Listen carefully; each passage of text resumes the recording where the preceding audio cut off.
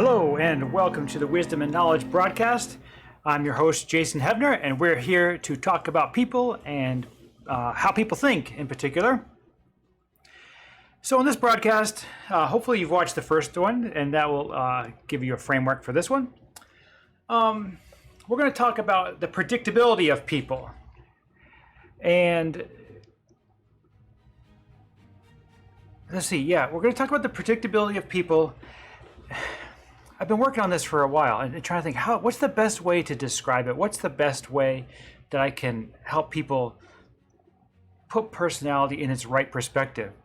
If the boss says, go put together a team and I want you to have this project done by the end of the week. And you can put together a team with a bunch of people.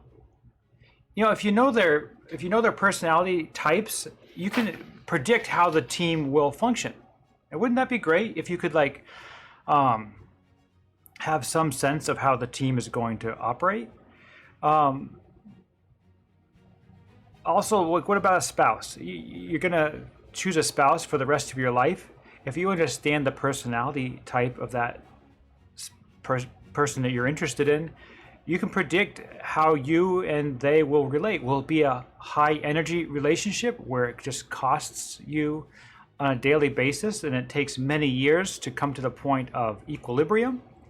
Or will this feeling of natural flow that you have now will continue on into the blissful forever? We're looking for predictability, right? Or even if you can see somebody walking down the street and you want to interact with them, and you can look at them and have some sort of predictability on how they will interact. Are they smiling? Are they making eye contact? A lot of these things are shown in the study of personality. So without belaboring the intro too long, I have one other thing to think about, and that is that we're a lot like the weatherman. Somebody who studies personality is a lot like a weatherman. And what they're doing is they see weather patterns and they have no idea what's going to happen tomorrow. And yet, because they have metadata and they put things together over and over and over, they see these sequences, they can begin to predict that what happens in the past will happen again. And so we see this in personality as well. And each person is kind of like a weather event. And as you see this person come into a room, they are kind of like a weather event. And they can, depending on the content of the person, they bring in that content with either gusto or sullenness or whatever it may be. So let's get into the broadcast and take a look at what we have. All right. So MBTI, or let's start again. MBTI uses this, but have you ever heard people, have you heard people say, oh, that person's an ESTJ, or I think that person's an ENTP, or an ISFP. Well, do you remember from our last broadcast how we established what these letters are? Okay, so these letters are used, these letter dichotomies are used when somebody says it's an ESFP. What they're saying is, whether or not they know this, they're saying this person is SE dominant, which means SE comes most natural to this person. Then secondly, FI, which is values. TE, which is a part of logic. This comes a little harder than the values. And then lastly, in these top four functions, the NI, or intuition, subjective intuition. That's what I'm hearing when somebody tells me that's an ESFP. And so you remember in this illustration where we talked, again in the previous broadcast, where it's arguable what this says. It says, if you can read this, you have intuition. Right? It doesn't say, you were born in Tennessee. So we're using intuition to puzzle together these functions, and we can decide, we can discuss back and forth whether or not that is the case. So when somebody says to me, this is an ESFP, well, and I have my doubts, or perhaps I agree with them because I'm seeing the same thing, I wanted to discuss with them where and how are they seeing SE in this person's life. How have they seen it, and in what areas? And so that's the areas that I'm discussing with people and that I'm trying to work with people on either in their own life, deciding, helping them to decide where they have these dominant functions and weaker functions, and then how that relates to other people. Now, everybody does this. We all profile to some degree or another, even if we try to be careful to not profile wrongly. You know, if somebody's not making eye contact with us, and if they're walking around with their shoulders slumped over and they're kind of shuffling their feet, we're going to make predictions on how our interaction with them would go. Should I come up to them and say, "Hey, how's it going?" Slap on the back, or should I come up alongside them and just say, "Hey, how's it going?" You know, we're going to try to make a prediction.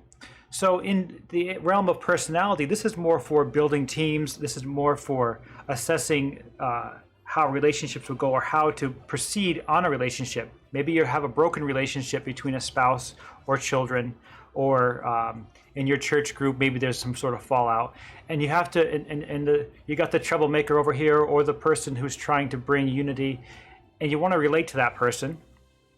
If you understand their personality, you know then what's going to be the easiest way to relate to them, and it just brings a whole lot of predictability. Again, if we think about the weatherman, it really irks me. Did I say this already? I don't know. It really irks me when the weatherman says 100% chance of rain tomorrow, or 100% chance of a sunny day. 100% chance, really? That's what you're going to say, Mr. Weatherman? 100% chance. It seems a little audacious to me. Also, 0% chance. 0% chance of sun tomorrow, or rain. No, you can't say that. You don't know the future. And I lose respect for you at those levels. But I could go with 90% or 99% even, but leave room for the unknown. And so that's what we need to do as we talk about people and personalities. We have to leave room for the unknown. But if the weatherman, again, was saying 50% chance all the time, well, that wouldn't be very helpful. So we're looking to get as specific as possible, as near to 100% or 0% as possible, without going into the unknown in realms that are not ours. So what we see here is patterns of behavior, like storms or sunshine or whatever you want to call it, weather fronts. And have you seen this before? This is a map of a hurricane path, or possible hurricane paths. So here you are as a meteorologist, you're looking at this weather event, and in the moment you're seeing pure chaos. There's just like chaotic winds and spinning and just everything. Well, because you've studied the patterns over and over and over again, you develop something called metadata, or just you see these patterns over and over. And even though there's anomalies, you get this one here just kind of winging off to the right, and you got these other outliers. By and large, you have this pattern of a C shape, where in the beginning the storm moves from east to west. Then it moves for a short time, pretty much south to north, and then it moves north, southwest up to the northeast and out. All of this chaos is producing predictability. And what's the use of this? Well, you can tell the folks in Africa, rest at ease. This is a hurricane, and it looks like the standard hurricane that we usually see. And with all its randomness, it's predictable that it's not going to go here. 0% chance? Let's go with highly unlikely. I like that one.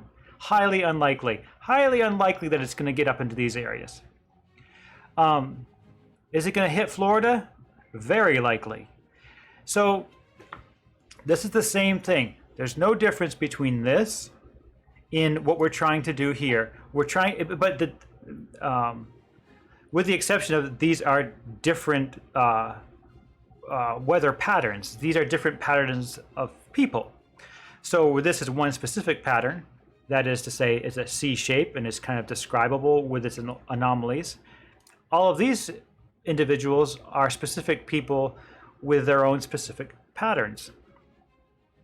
So let's look at these patterns briefly, and we're going to talk about, we'll just pick one or two in a minute. But for right now, let's just talk about what the patterns look like to begin with.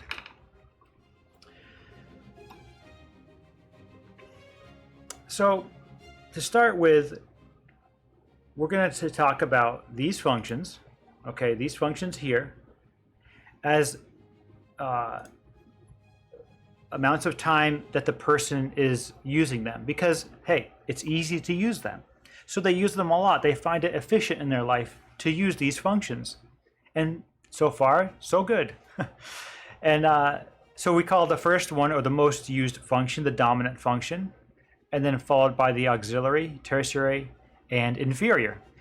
And then there's something called the shadow functions, and those continue on down with less and less time spent on them. Not that you can't spend time on them, but when given the choice, less and less time are spent on them. Another thing you'll see about this, another principle you'll see about this chart, or charts like this, is that each personality begins with a function that's dominant and is followed by two functions of the opposite field. That's not the best word for it. So let me just show you. Let's say somebody begins with a function of SE, for instance. Well, because this is a knowledge function, and because it's up here, the principle of this chart will show that there's two functions followed. The next two functions are judgment functions. And the last function will be the remaining intuition function. And likewise, if there's a judgment function or a wisdom function first, then the next two functions will be up here. Now, let's look at the order of these. It will be, as far as not the order of use, but the order of time spent. That'll be a distinction that we'll want to make. It's not an order of use, but it's an order of time spent. So if you come up to somebody and they're using a function, it doesn't mean you're somewhere in the order of their process. It's just that they're spending time here. And we can see if this is a usual, if this is them spending time here, is this an anomaly, or is this part of their main function? So let's look at somebody here. I was picking on the ESFP here. So we've got SE, FE, TE, and I. You'll see in all of these that we have an extroverted or objective function, or an introverted objective function, always followed by its opposite. So extroverted, introverted, extroverted, introverted. And down here we have an introverted function followed by an extroverted, introverted, extroverted. So that's something on this chart you can hang your hat on. You can hang your hat. I can't talk. That's something you can hang your hat on. So let's go back over here. Remember that this is objective is going out, subjective is coming back.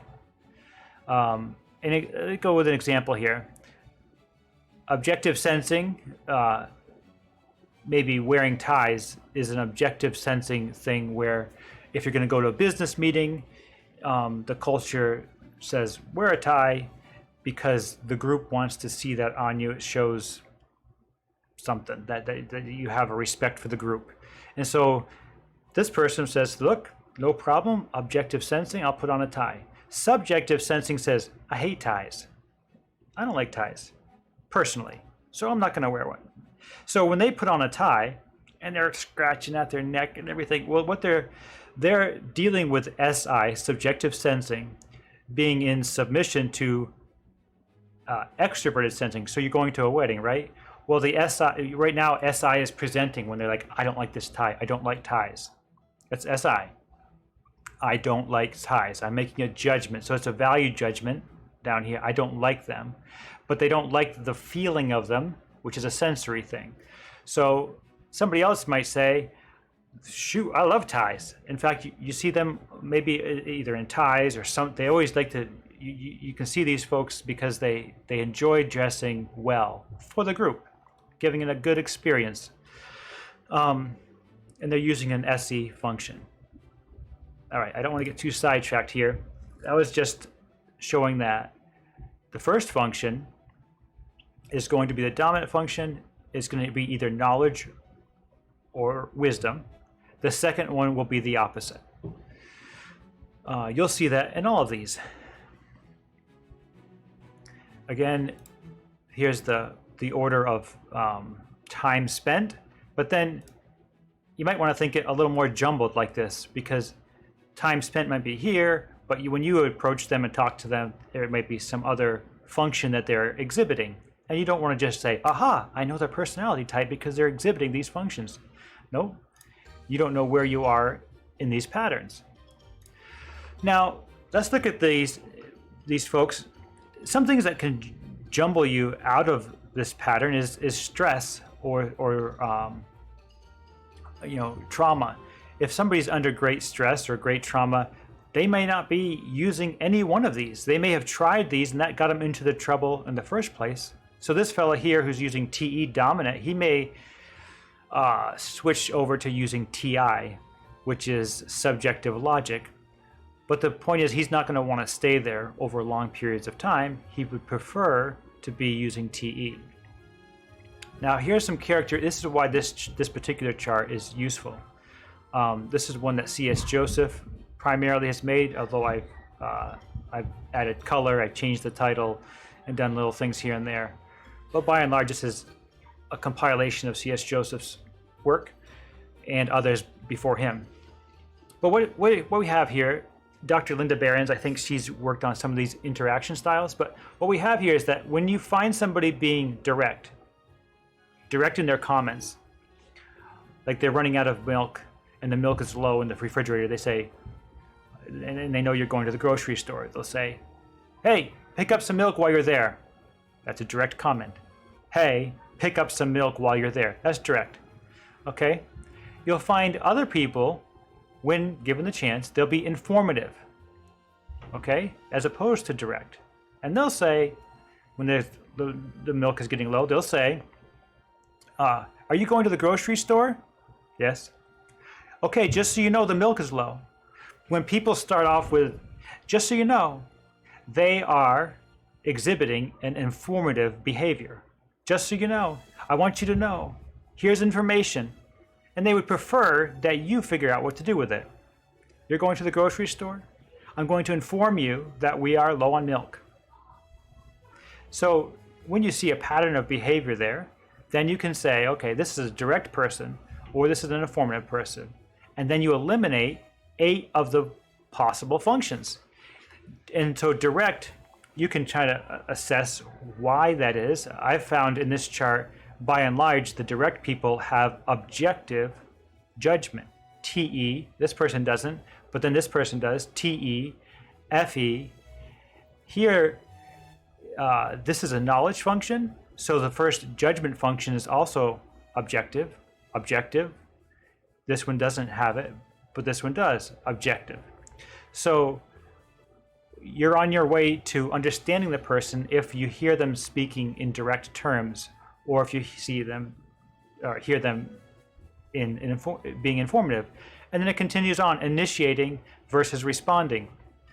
So initiating, this one would be called extroverted versus introverted. And people who don't really study personality type will take this way too loosely. So they'll say, this is an extroverted person. So what are you saying, that they don't like to be by themselves? Yeah, they don't like to be by themselves. Well, that's just not the case, especially when you look at how functions work. People want to be extroverting out, and they want to be subjectively by themselves dealing with either their values or different things here. There's the letters again. And so everybody has extroverted functions and introverted functions. And so when we talk about an extrovert, we're saying that their first function is more dependent on people. They're more dependent on the objective view. And to have an objective view, you must have other people, and their first function is objective, or objective is what their goal is, as opposed to subjective, which is the introvert. But the introvert here, down in these two rows down here, it's not like they don't like people. It's just that their first function, or their strongest, or where they spend most of their time, is more subjective. They have this idea, and this is a general statement, right? Not 100%, but by and large, you know, when you're in an airplane, if you've ever flown and the air mask falls down, the stewardess says, always put on your own oxygen mask before you put on somebody else's. So the introvert kind of has this view of life as, if I don't take care of myself, I won't be able to help anybody. I won't be able to extrovert. So they put an emphasis on maintaining, where the extrovert is saying, like, I need to know what the group is thinking. So I need to participate with the group. They kind of have that energy towards them. Another thing about introverting versus responding is introverts tend to want to respond to the situation and wait, where the extroverts will be more initiating. They're going to kind of they'd prefer to do the approaching in a group setting. Not always the case. And there's also something to be thought about here, and this is another thing that complicates it, is that extroverts in the intuitive field like to extrovert with other intuitives. Extroverts over here like to extrovert with other sensors. So it's kind of hard if you say, are you an extrovert, to a sensor as they go off to an intuitive gathering. They might say, no, I'm not an extrovert. It takes a lot of self-reflection to really answer that question well. Another thing you might see about an initiating person or an extroverted person is that in conversation, they're willing to move the topic. They could just move the topic all around. We're talking about this, oh, now we're talking about this, oh, now we're talking about this. And so an extroverted person can be seen willing to move the topic around, and the responding person or the introverted person is like generally cool with that. You can do it, just don't do it too fast, and I'll respond, but give me time to respond if you respect me. Give me time to respond before you jump to the next topic. I want to kind of meditate on what you said, and then I'll give a response. Two extroverts, the conversation is going to go pretty quick. Two introverts, the conversation is probably going to move kind of slowly. Predictability. You can kind of predict how this interaction will be. And then lastly, on the interaction styles,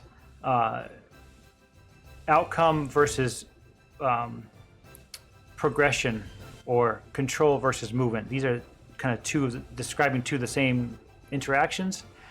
This group up here and this group down here are very outcome focused or control focused. So they kind of have this idea of, there's the goal and here's the processes to get there. And once achieved, then we want to maintain. The progression or movement people have the idea, I said that kind of wrong, that they are more orderly. Okay, let's go with that one. That's better. These people thrive on order. Things need to be orderly. If things aren't orderly, we don't know what's going to happen.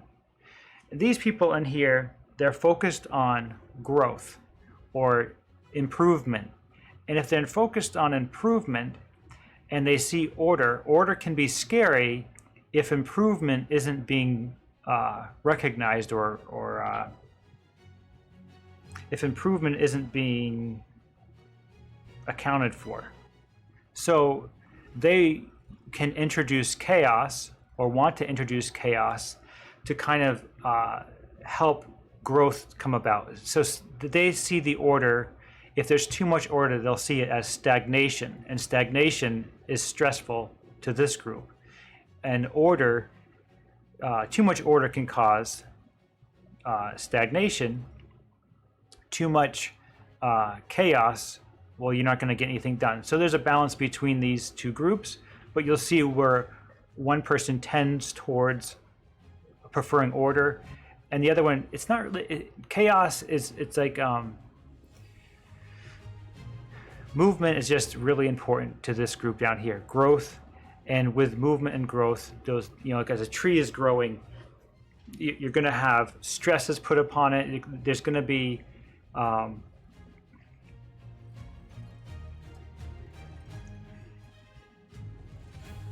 yeah, I'm going to have to stop that one. I'm just letting you know, progress or movement is characterized by these two rows, and outcome is in control or order is characterized by these two. Now you don't even need all three of these. Two of them will restrict you enough to put you into one row. So if you have direct and initiating, for instance, there's only one row that has direct and initiating, and that is this top row.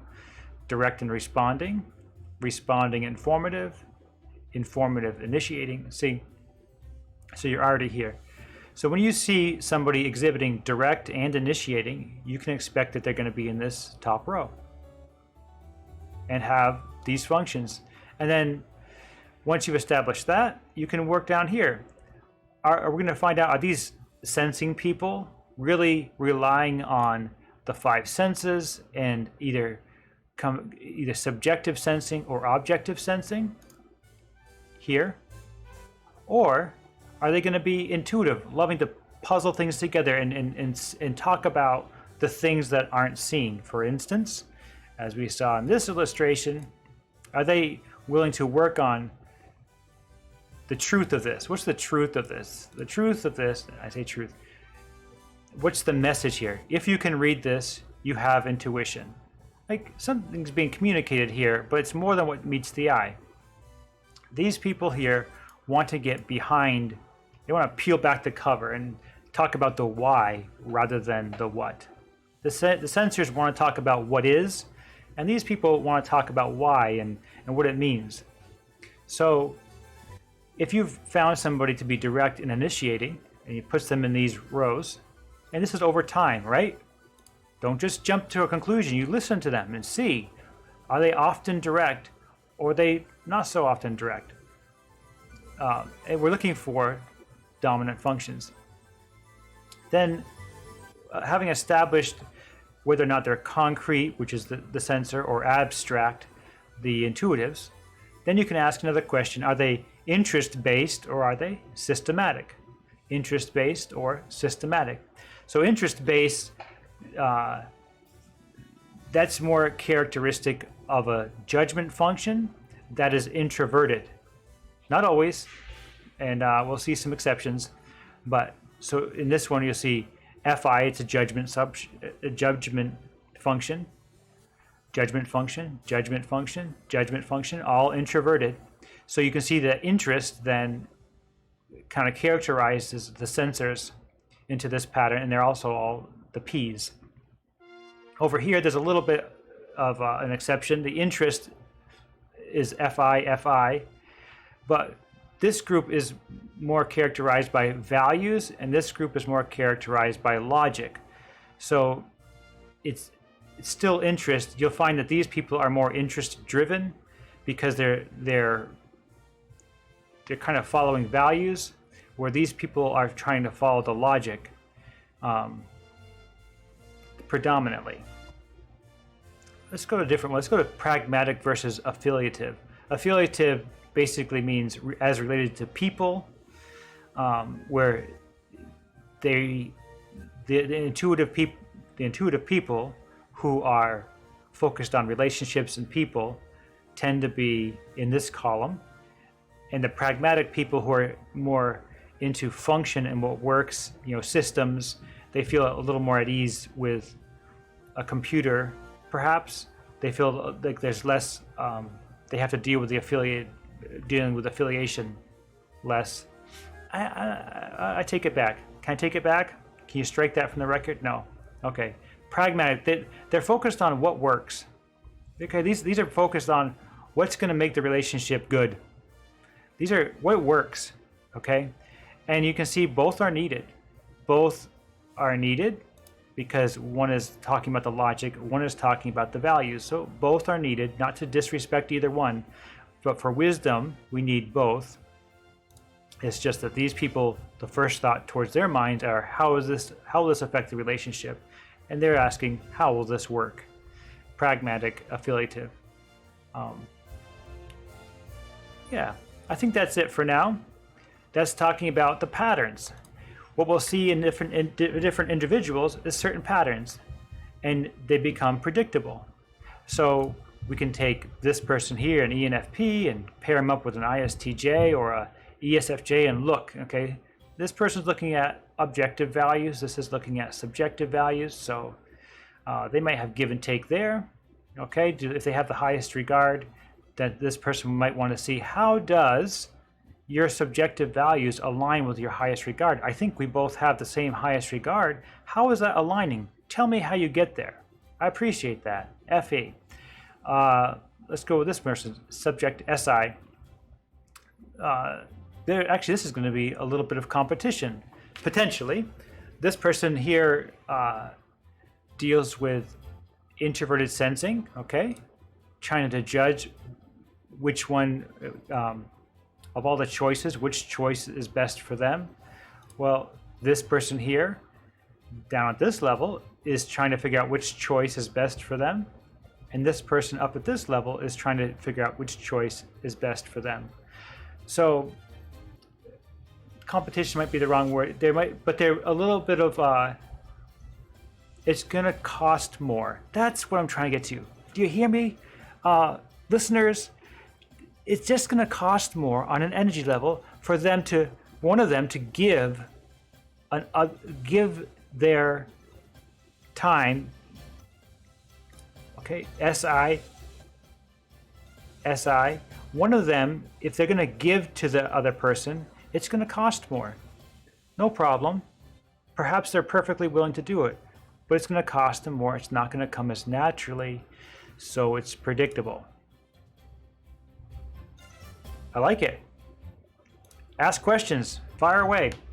I'm sure there's lots of questions, and you don't have to. You can DM me on Facebook. But if you want to leave the questions in the comments, I could maybe answer them there. And I hope that helps. Hope it gives some idea that where this is going and how it can be helpful. I appreciate you watching, and have a great day. If you wouldn't mind, if you could share this with people who you think would like it, if you could give me a like or a thumbs up, I really appreciate it. And I'll talk to you later.